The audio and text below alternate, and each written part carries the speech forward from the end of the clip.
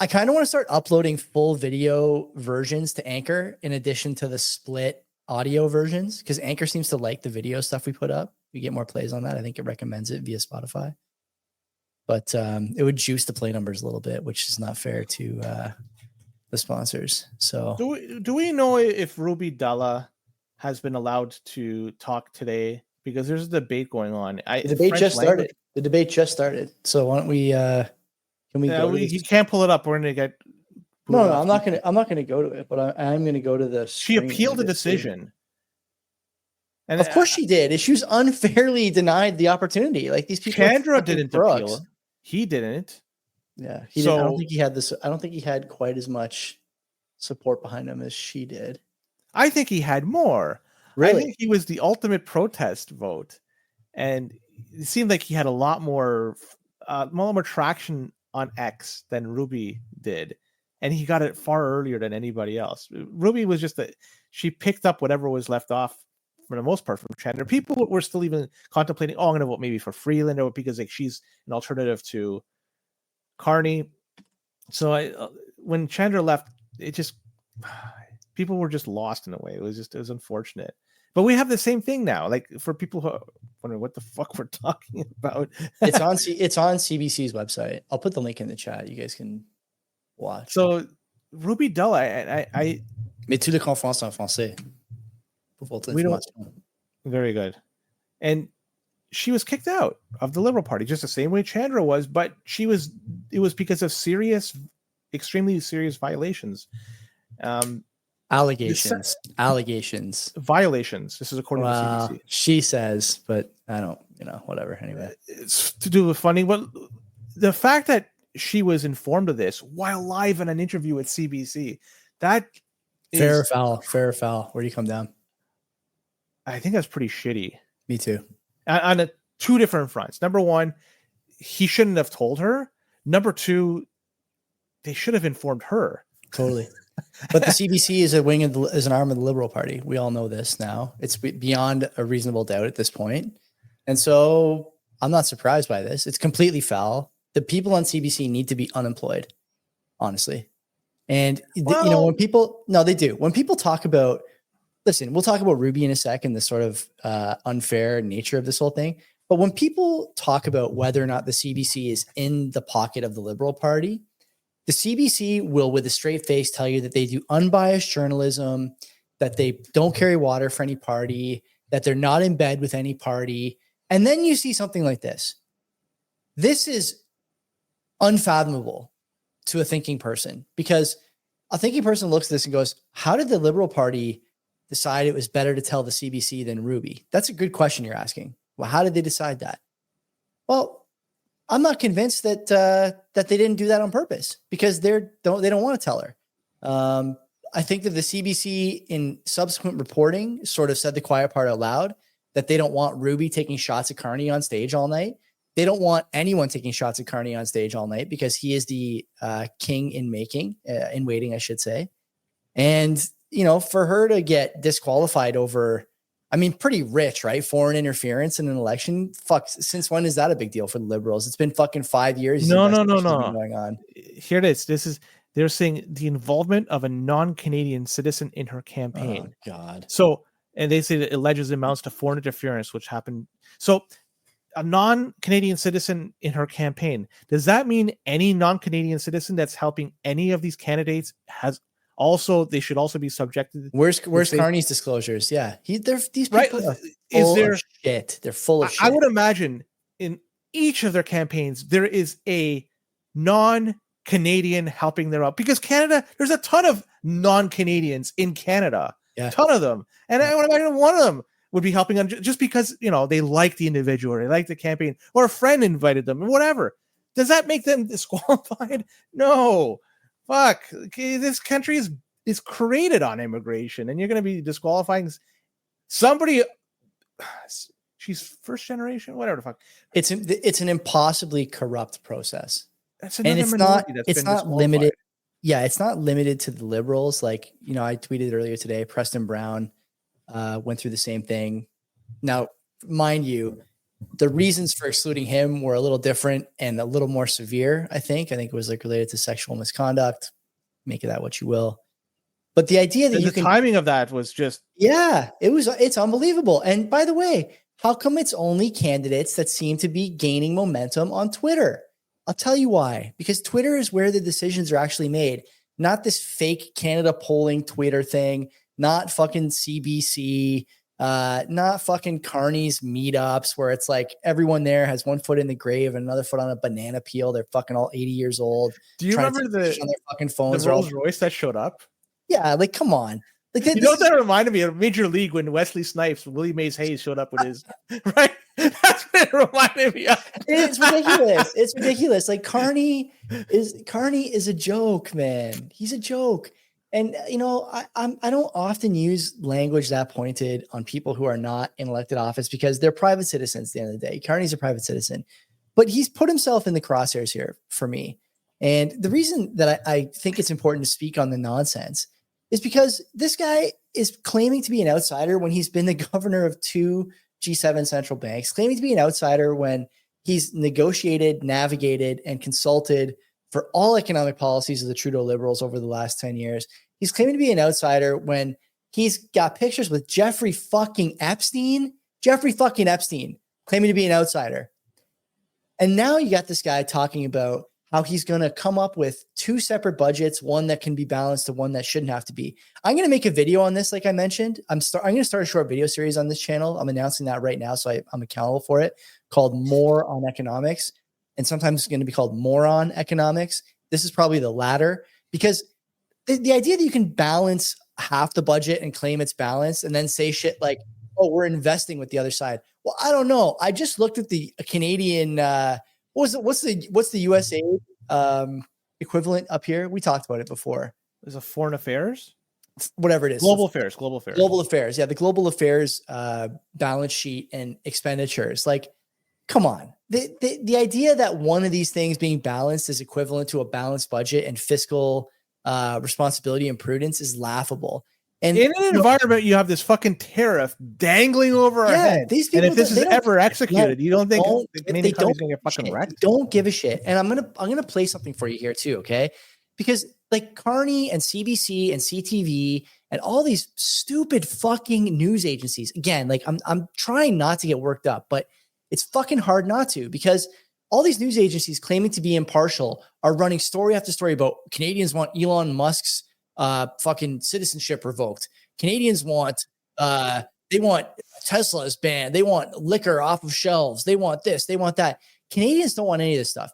When all this is happening, by the way, you know, and these guys are glazing up, jerking off, Marky Mark, what's actually going on? Well, the Bank of Canada governor is issuing yet another warning about what we should have done a year and a half ago, instead of sending a bunch of fucking money to Ukraine and worrying about how many, days we need to have the flight staff over graves that no one ever found anybody in. Okay.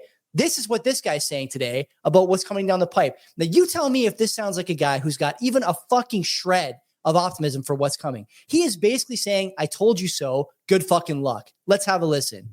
Sif Macklin. There's no bounce back. If you introduce tariffs, the economy works less efficiently. We don't get those economies of scale. Businesses can't grow their businesses by growing their exports to the United States. So they're going to invest less. There's going to be less production. Incomes will be lower in Canada. And unless we introduce a new structural shock, some structural reform that boosts our potential output, but boosts supply, there's no bounce back. So what that means, for monetary policy, we can't change that reality. The economy is going to a permanently lower path. So the only thing we can do is we can help smooth the painful economic adjustment to tariffs. But even there, monetary policy is constrained because we have to make sure that the tariff problem doesn't become an inflation problem. So what that means is you're not looking like a COVID type response. We're going to have to proceed quite carefully. We're going to have to balance the yes, there will be downward pressures on inflation from the weakness in the economy, but there's going to be also upward pressures from higher import costs, a weaker Canadian dollar, inevitable supply chain disruptions. That's enough, Joey. He's going on and on. He's right, and the reality is there's nothing they could say that's going to change reality. There's nothing they can do now. No, there's stuff they could try to do, but just talking. Not the bank. So when the premiers get together with Trudeau and say there's going to be a COVID level response to the tariffs, they're lying. When they get together and say we're going to unite and be the stronger party here, they're lying. And he's telling they have no. It's all just talk, and you have to understand this is being done at a time, especially here in Ontario, during an election. We have the election to vote coming up this Thursday. So it's all just political theater, right? And you talked about it, and somebody just mentioned in the chat, Canada is giving $5. I just want to just reiterate $5 billion. Yeah. $5, but it's more than just that. It's more than just that. This is from seized Russian assets. So one could make an argument that really Canada is giving nothing in terms of that, but it's not totally the case. Trudeau also pledged 25 additional light armored vehicles for Ukraine and to grant to help with energy security as Russia attacks the country's country's power grid. So 25 additional light armored vehicles, which will likely get either used up, destroyed, or whatever, and they have to be replaced. Who has to replace it? Us, through taxation and stuff like that. So that's $5 billion of Russian seized assets, plus 25 armored vehicles. The EU, which geographically is much, much closer, they should have a greater interest in the outcome of what's going on in Ukraine. And 3.5 billion euros, 3.7 billion USD was given from the EU to Ukraine.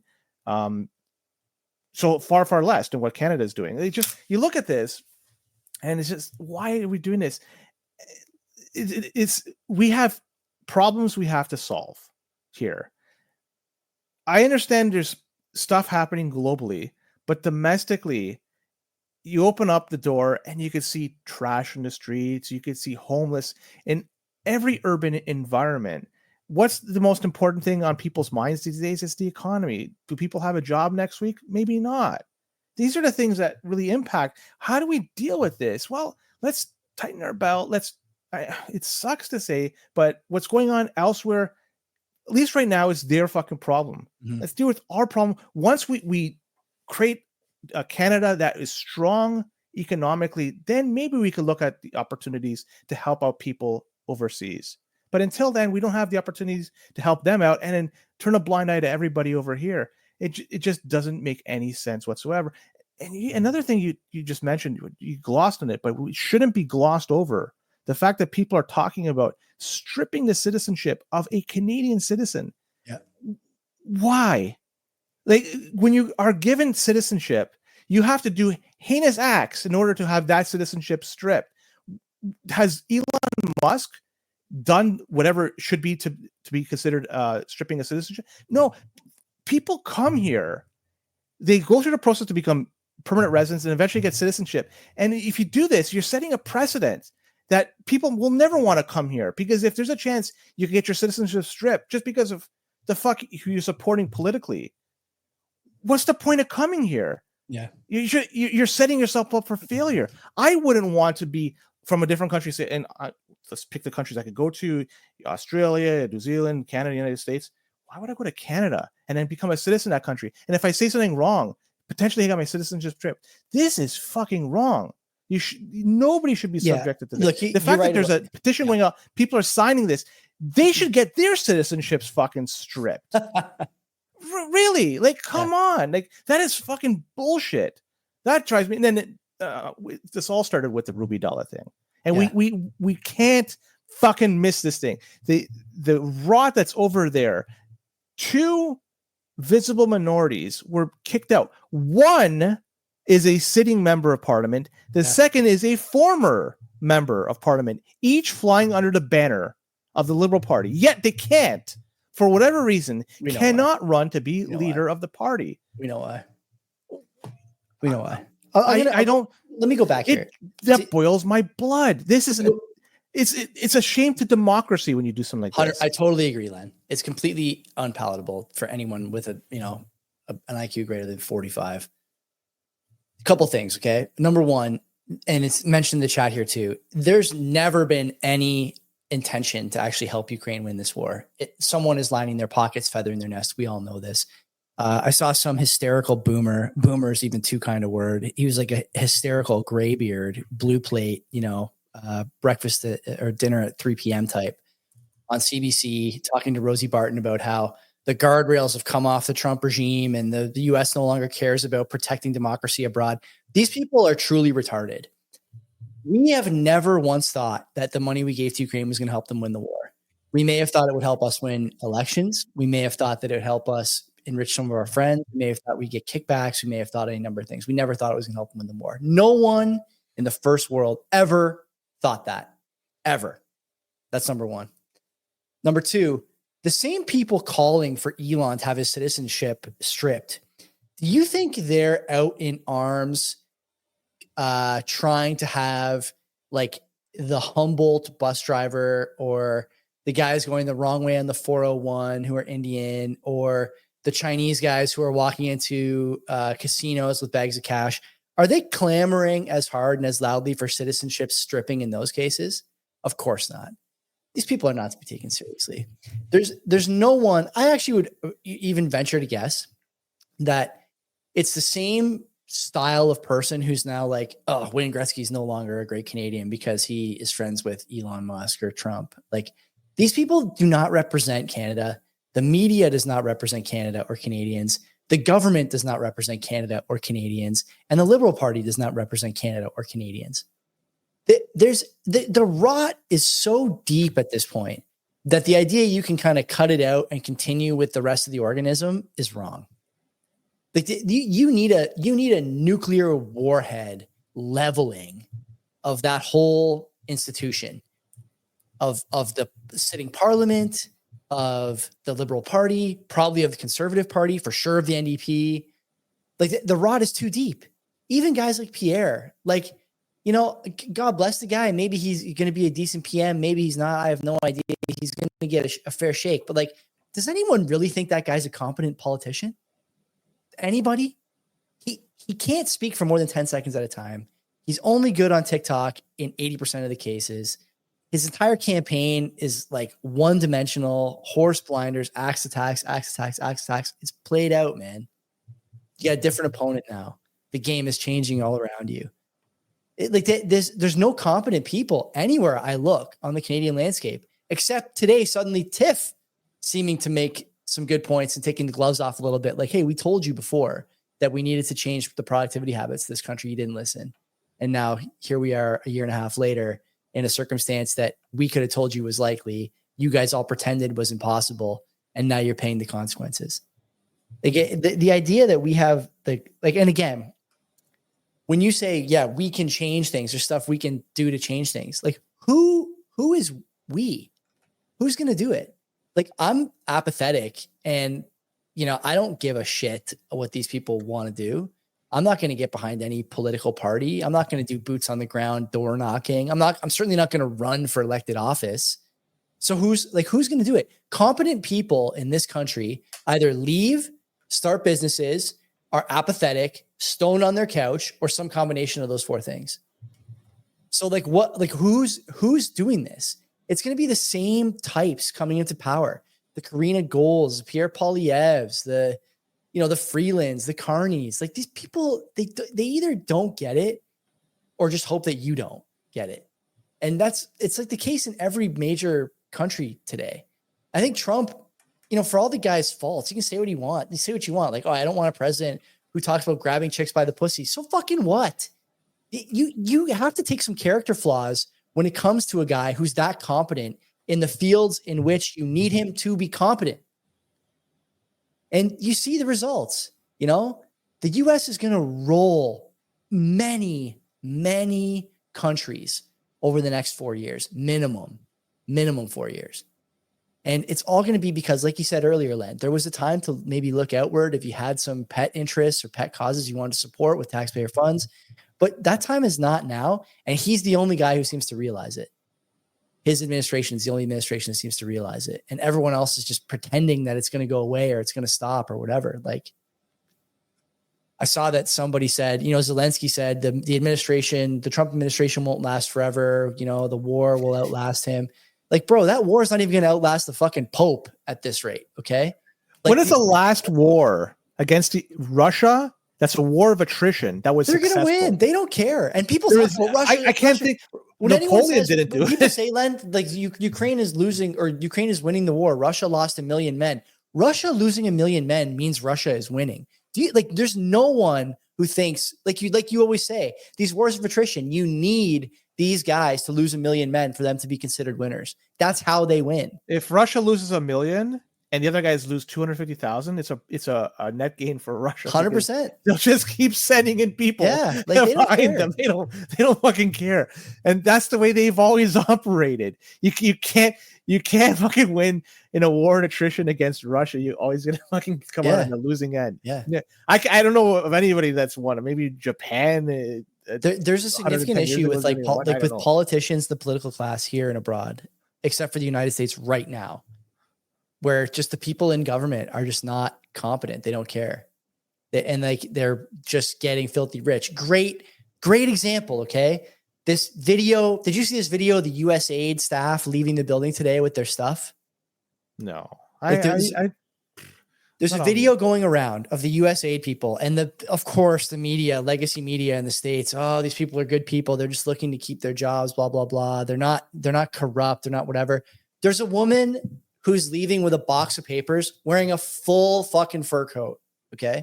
Is she masked too? That would be the ultimate. No, but like Jesus Christ, man! Like these guys, people are the times that we just like the era we were in is over, ladies and gentlemen. It's over, and you can keep pretending that we're going to keep fighting foreign wars and we're bound by international law and the rules-based order and rules of engagement and free trade. You're dumb. It's over. It's over. You thought it was going to go on forever, and now it's over. And you can keep whining and crying and pulling bourbon from red states off the shelf and talking about pulling Elon's fucking citizenship. It doesn't change what's happening. And you're hearing from Tiff, it's gonna fucking hurt. And you have no one to blame but this yourself. Wayne Gretzky thing, incredible. People could turn their backs. Who's turning their backs though? I don't know anyone who gives a shit about Some people apparently are pissed. I don't know anybody personally. Maybe like the people living in $1 million no one. This guy was a fucking quote unquote Canadian hero, right? He's the greatest Canadian ever. He's the greatest Canadian ever. When he put hockey on the map in Southern California. I mean, this is ancient history now and all that, but like without him going, like hockey would not be in the state it is right now. And it's not really doing that great from what I gather in the United States. Four Nations was great though. I'll tell you that. They got to do more of that. But remember even 15 years ago, there was the Olympics in Vancouver and then they slapped Gretzky in the back of that Ford F-150 in the fucking rain to carry the torch. And he got fucking drenched in the cold. And he was a hero then too. Like we were cheering the Olympics, we were cheering Gretzky, we were cheering everything. How just because he likes Donald Trump, he goes to Mar-a-Lago, does it change anything he's done? Like fuck. Like people are happy to erase people, their accomplishments, everything they've done, just because they do a national something. Pastime right now. This is fucking bullshit. Yeah. This bullshit happened, not too long ago too, right? I don't want to say when and where, but you can read between the lines. And we fucking hated that. We said that stuff's wrong. We're doing the same thing now, man. Like, fuck. Like, it drives me nuts. And I can't believe, and I keep going back to this Ruby Della. I can't fucking believe this shit happened so late in the game, just a day before. I wonder if they're going to talk about it. I'm going to watch the debate in French. Pour pratiquer un petit peu. I'd love to know which one of the four candidates would bring it up. That's what I want to know. Who's gonna talk about it?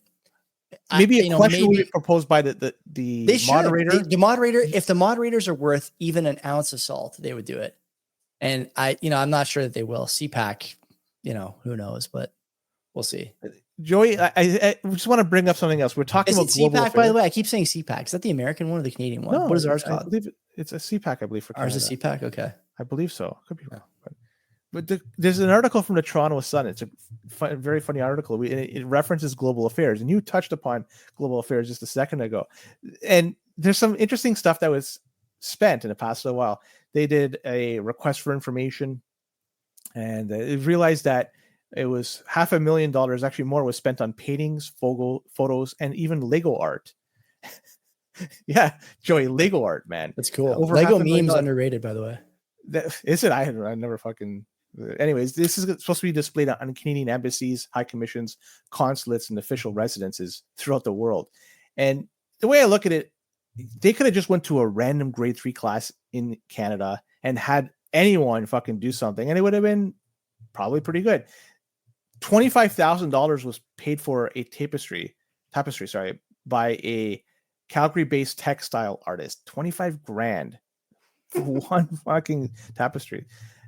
This one seems like a lot, but in the grand scheme of things, $175 for a pencil drawing by an Inuit carver. You know, it's actually probably going rate. Like, I'm not gonna shit on that, but like, I'm trying to get it. They spend all this money, and it could be done easily by like any grade schoolers, and they could do it, and they would be proud to hang it up. And think about the national pride these kids, the classroom, the schools would have. They say, my work of art, or work of art from our school, is hanging in the Canadian embassy in fucking New Delhi, or you name your fucking, like, that's the kind of shit you could do. And what's the price? Free.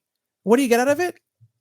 A lot of nationalism and just boosting up the pride of the country and so forth. Like, that's the shit that you should be doing. They total, like, missing the mark here, in my opinion. Okay. I want to, first of all, like, foreign affairs is to lunch on all this spending, but I think the bigger story for me, and I'm going to tie this into something that's happening in the provinces that we often don't talk about, but came to my attention today, thanks to David Fraser, a lawyer who I follow on YouTube and on Twitter. And I think it's time to bring him on. Maybe I'll talk to him about coming on in the spring. He is a lawyer at Dal, or a professor at Dal, and a privacy/digital rights lawyer. And he notes that there's starting there's a movement kind of starting in the provinces to change the nature of the Request for Information Act that you see broadly, right? The ATIP stuff at the federal level, and each province has their own, sort of equivalent, right? And so the provinces now, I'm going to just share a screen cap of this video. And it's interesting because the provinces are starting to move on something that I think everyone should be concerned about, given the nature of the requests that have been made recently, especially by the Taxpayers Federation and by Blacklocks. I don't know if you can see this. If you're on YouTube, you can see it, but I'm just going to read something here. Right now, the way it stands for people on audio is that you can generally make any request of a provincial, federal, municipal government, and they have to give you the information you ask for, regardless of scope, regardless of date range, regardless of anything. So you can say, I want all the emails to and from this public servant, this date range, and I want it within 6 months. And they have to basically give you something. They have to respond promptly and completely are the general rules you see. So in this screenshot here, this is for Nova Scotia. You can see that the head of a public body, this is a new law they put in, the head of a public body may disregard one or more requests for access if the head is of the opinion that A, the requests are trivial, frivolous, or vexatious, B, the requests have already been provided to the applicant, or C, the requests amount to abuse of the right to make a request because they are unduly repetitive or systematic, excessively broad or incomprehensible, or otherwise not made in good faith. Whoa. So somebody's going to have to make a decision. Whoa. If it's in good faith. If something is vexatious. If it's frivolous. Len. So like, is Blacklocks reporting vexatious? Is it vexatious to ask what Global Affairs is spending their money on so I can tweet about it? Is that vexatious? But you were saying that's a provincial thing. Does that apply? But it's also in Manitoba. So you got Manitoba and Nova Scotia doing this. He mentions one or two other provinces that are going in this direction. And so Global Affairs is not part of it because it's a federal. I'm not trying to realize that. But my point is that as the provinces go, and if it's successful, and by success, I mean no one pushes back on any of this, why wouldn't the federal government do the same thing after the last 6 months of getting pasted for spending, pasted for programs, pasted for waste? Why would they not do the same thing? The eyes on federal spending are going to get so hyper-focused on this stuff that if they don't change the way that the information requests are processed, they're going to be inundated with requests because everyone's going to want to know what pet project people are spending on. And by the way, there's enough pet projects that every person in the country probably has some interest that they could draw upon and figure out that there's waste there. So, like when you look at the laws changing in some provinces, the smaller provinces, admittedly, but over time, this will keep happening. And you're going to have problems getting information like this. When we talk about stuff like global affairs spending, when we talk about stuff like Blacklock has reported on over the last year or two, especially, this may not be long for this world because these guys are not in the business, in the mood for having their daily operations scrutinized. That's not how you pad your pockets. I'll tell you that. Scrutiny does not add to that capability. So it's going to be interesting to see what direction this goes in, but I would say this is something to keep an eye on. I know it's not exactly, aligned with the global affairs story, but the nature through like the vehicle through which you get this information is in jeopardy in a lot of places. And I bet you it happens at the federal level too, at some point. Okay, there's a couple of beauties I got to bring up here. This Gazan families story, Oh, God. This Toronto Star article, it's saying that 11 families from Gaza are taking the Canadian government to court because they have been prolonging their, quote, exposure to life-threatening and inhumane conditions, end quote, by delaying application processing under a program meant to offer relief from the Israeli and Hamas conflict. So apparently these are taking too long to process. So these 11 families are deciding to take matters in their own hand by taking the Canadian government to court. And the families represent 53 people, including 27 babies and children who have applied for visas under the Temporary Resident Pathway for Palestinian Extended Family in Gaza program. Beautiful stuff. This was launched in January 2024. Talk about how many other people are going to sue us? Can everyone just sue us then? Like, well, what's the limit here? How many other families can sue after that? These next ones should. This is a CBC article. It talks about Ottawa has committed to resettle 4,700 Sudanese refugees. 4,700 for now, right? What's the top end? 10,000, I think I saw. It could lead up to 10,000 total to be resettled in Canada. This is following outcry. So apparently there was some squeaky wheels, and they got the grease this time. So the federal immigration minister, Mark Miller, came out and said Canada is going to be committing to settling 4,700 refugees that are fleeing the civil war in Sudan. And the visa applications were reopened as of February 2025 for the permanent residency pathway program. Unreal. And yeah, so hopefully in his neighborhood, hopefully Mark can take him in. He's got a couple extra rooms, I'm sure. I just had to fill out my extra room form for the province, so I'm sure Mark doing the same. Maybe he can put a couple up at his place. What do you think? Is he, because this is supposed to be settled in Quebec? Does he? I don't give a fuck where he lives. I want him settled in his neighborhood. His riding. I'm curious. I'm just whatever. In his riding. I think enough's enough. Enough's enough. Downtown cores all over the province cannot handle 5,000, 10,000 more refugees. They just cannot do it. Enough's enough. It's got to stop. To go back to what I was saying, remember we were talking about sending aid abroad and homeless people and blah, blah, blah here. Like, this is just going to add to the burden that's already here. Like, yeah, roads are already fucking burdened. Schools. You saw hospitals. The story of BC hospitals being closed for 2 days over the weekend in Surrey. I think. No. Yeah, closed early, closed at 7:00. No overnight service. Basic first aid from nurses only. Nothing else. Wow. Free healthcare, baby. It's free. Don't forget, when people tell you we're not going to go to the States, you know how much healthcare would cost you? At least you could buy it in the States. If you're in Surrey and something happens to you in the middle of the night and it's more than a Band-Aid, you're fucked. So go to Burnaby or somewhere, find something have else. Fun. I guess we'll do this last story. This guy named Ryan Donay, he's the founder of something called Tiny Homes. He's been building these mobile home units. Wait a minute. Is he underselling tiny homes? Like, what's he doing? He's under not just tiny homes, they're tiny homes. I'm starting micro tiny homes as soon as we're done here.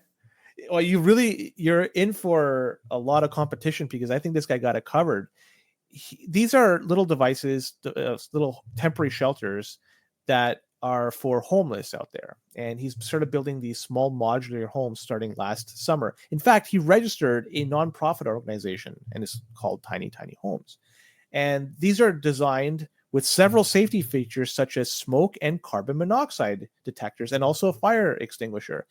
Furthermore, they could be attached to the back of a bicycle and they could be transported to other locations. So easy to move around. They have safety built on, but the city of Toronto does not like it. They've been ordering him to stop installing these structures moving forward and to remove them altogether.